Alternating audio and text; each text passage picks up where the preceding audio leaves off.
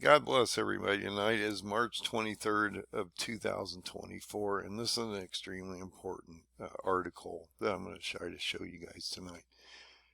We're talking about Daniel 8 here, guys. I've been talking about this since like the first time I did a video 6 years ago. If you go back on my playlist, it's the first video I've ever talked about was Daniel 8 and how this was going to affect us in the future. I've always known Daniel 8 was a future prophecy. You know, a lot of people want to push this into just the past. But once you get into Daniel 7, he starts talking about that morphing of the statue of 2 into 7, into those beasts, and then into a beast kingdom in 8, and how we would see what? Iran and the Kurds align here soon, and Turkey would come and crush them. Well, Erdoğan's getting ready to start this offensive, an actual massive offensive, not just any offensive. He's going to go in strong. And as you look at this article, you're going to realize that he's talking about basically eliminating the Kurds by the summer. So this is not going to be a lightweight attack. He is going in with about everything he's got here, guys. And I've been talking about this. I've also talked about how Alexander the Great's movements in his time were going to reflect what's coming up here, guys, and it also reflects the paradigm and different things. Now, I can't give you exact dates. No one can give you exact dates on just exactly when all this stuff's going to happen. But I think God gives us a really good idea on when it's going to happen and the procession of events that will occur. And we're here, guys. This is extremely important. Once this starts to kick off, now we have an election cycle for Erdoğan that he's working into. This is what I think he's waiting on. He's got local elections that will shore up his base on the 31st, I believe, if I'm not mistaken. And so he may wait another week or so to actually launch this thing, and that actually would make sense because now that would bring in the 10 kings, and I've talked about this potential April 8th sixth seal event. So it really starts to make some sense that we're walking into this last portion, regardless of whether we have a sixth seal event on April 8th, which I think is a high probability. We are now looking at a Daniel 8 effect here, and so we need to look at this. So he's going to bring in this attack against the Kurds. It's going to be a large offensive. He's going into both Syria and Iraq. He's going to try to eliminate this problem while everybody's looking over at Ukraine and Israel and all these other places. Erdogan's going to take advantage of this. Look, this guy is a master chessman. Everybody that knows anything about Erdogan says he's a technician. Okay, a master chess person. So these kind of people, he's been planning these moves for some time. And look, now you're talking about him getting his F-16s. I'm sorry about the pop-ups. I can't control them on this article. So we're going to skim over this article a little bit. Basically, he wants to do this by the summer. So this is extremely problematic for the Middle East as he compresses everything down and he goes against these Kurds, and they're going to basically have to go east. They can't go south because they're being pushed up by Syria and Iraq forces and being held in basically suspension up in the north. And so when Turkey comes down, they're going to have to be squeezed to the east. I talked about how they're going to be basically put into a sort of a sieve. I don't know what you want to call it. Something that they're squeezed out and pushed towards Erbil because Turkey will come down into both countries, but he's mainly going to concentrate in Syria and then get down into Lebanon so he can help with the Israeli issue. So this is really important to prophecy that we understand that Daniel 8 is upon us here, guys. So we talked about how this campaign would actually work for some time now. Erdoğan would mimic the same movements as Alexander the Great in his time when he basically took over the Middle East all the way to Iran. Okay, went down to Egypt, went all the way over to Iran. So the path was, but there's going to be a break in this path, and I'll explain that here as we go through this path. So Turkey would come down into Iraq and Syria, but basically Syria against the Kurds or the Medes. He will then drive them towards the east, towards Erbil, Iraq, which is the regional capital of the Kurds, or our green zone. We have a green zone. The United States has a green zone there. He won't continue to follow them because they'll be in not a very good condition, and so they'll fall back towards the east, and then he'll go down into Tyre, Lebanon. He then goes into against Israel.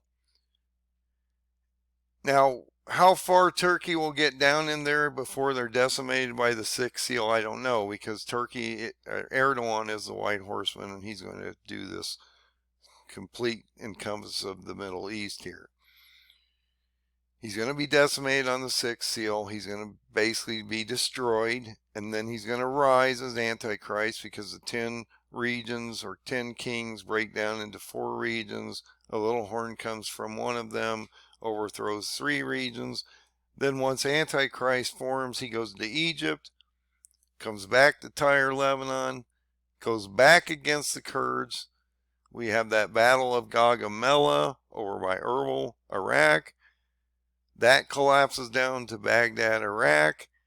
That collapses down into Shush, Iran, where the Kurds or the Medes would align with the Persians or Iranians, and then Turkey would sweep over and crush both those nations. Once Turkey destroys both the nations of the Medes or the Kurds and Iran and Persia, Daniel 8 would complete, and then Turkey, as Antichrist in this case, because now he's been brought forth as Antichrist, would then go against Israel and have that second siege by August of 25. And I've shown you that many times on the chart when Zedekiah or Reuben Revlin would be captured on the secondary siege. They capture him on the plains of Jericho, and all these terrible things happen to him. I've explained that many times on the paradigm and the parable of the fig tree charts. So it's extremely important that we understand the process here. So Erdoğan basically will come into Syria and Iraq. That's going to collapse, and then he's going to go down towards Lebanon, towards Israel. And like I say, I don't know actually how far that will get before God's and Jesus actually, because the wrath of the Lamb in 6:16 will actually pop on the 6th seal. And that's what we should be concerned about right now, guys. You know, I know this is a little longer article, but you need to understand the thing you should be concerned about is a 6th seal event coming up. You're in the birth pains and sorrows and the seals right now.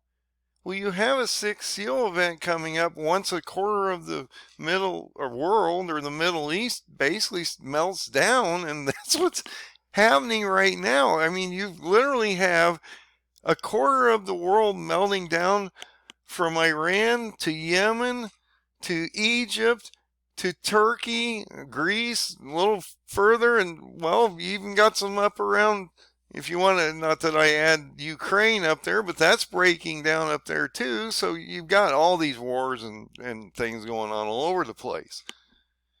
So if you're in that condition and you're in the birth pains and sorrows, wouldn't you think that maybe the thing that we should all be preparing for and putting your oil in your lamp for is a 6th seal event, which is what I've been warning you about, possibly on April 8th.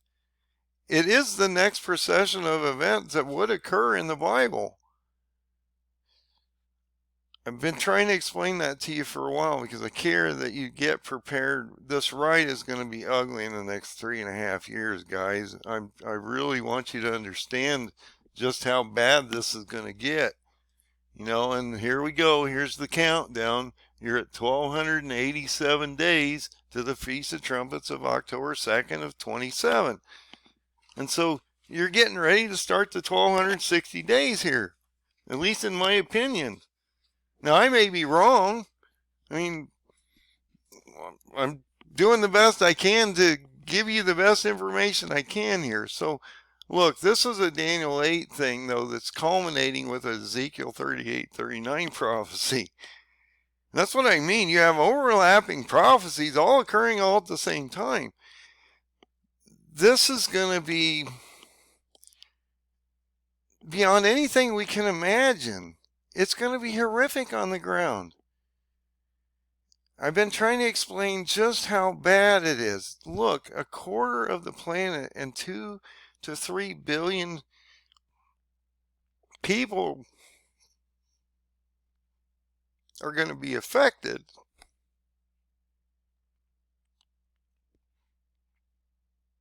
You have to think about that. The gravity of what we're walking into is going to be extreme. And I don't take this lightly like some believe I do, I guess, based on my tone, or I'm excited, or I'm just too dyslexic to know the difference today. I'm pleading with you that you need to get your oil in your lamp. Turkey's going to break out. It's going to change the oil prices soon when this inflates everything out here, as everything is getting ready to ramp up now that you're walking into spring. Look, our tractors are getting ready here to move in the United States. Their tanks are getting ready to move over there.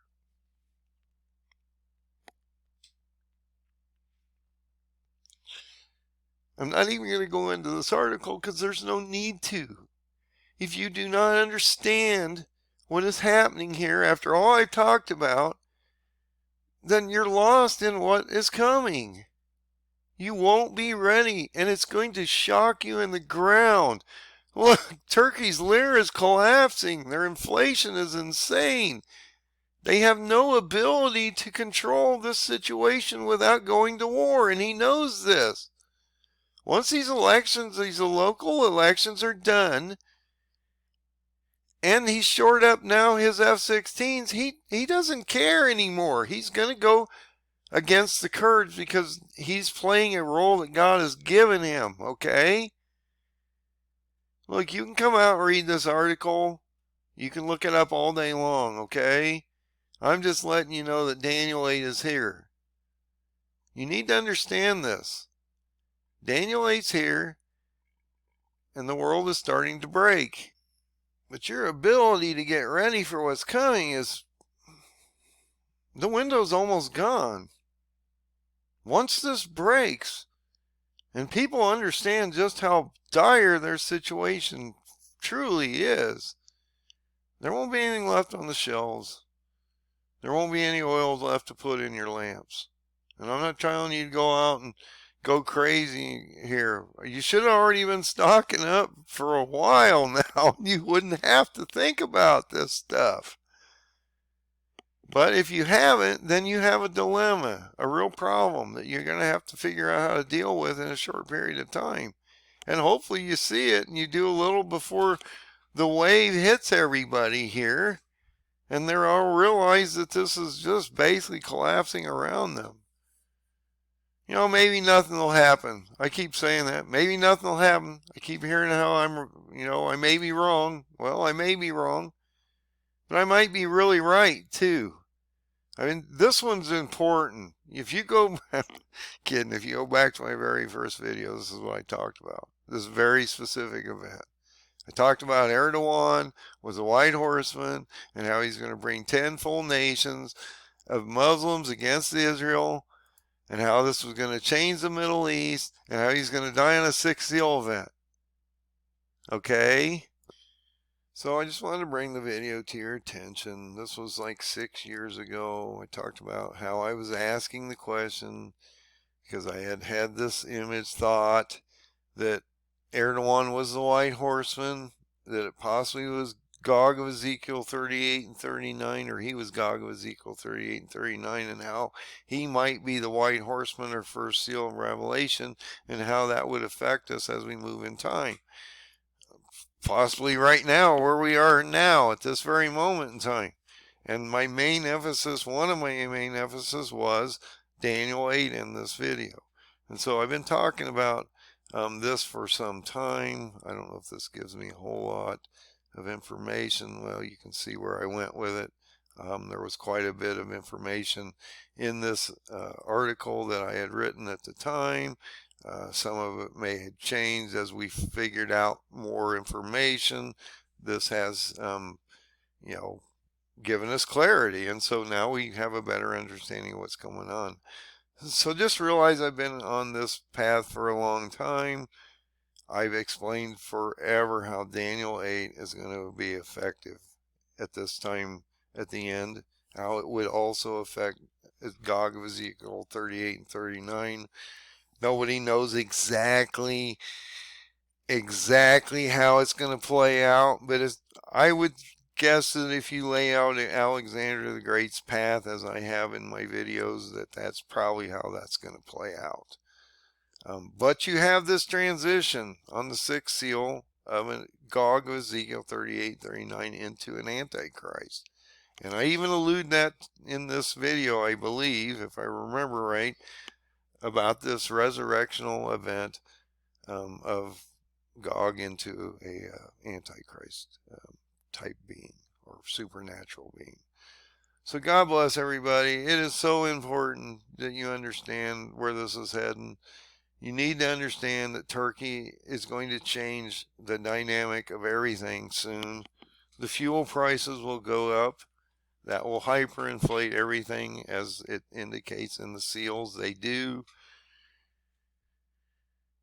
It's going to create a massive refugee problem with the Kurds, as well as you've got another additional massive refugee problem that's getting ready to happen up against Hezbollah in the north, as well as in Israel itself.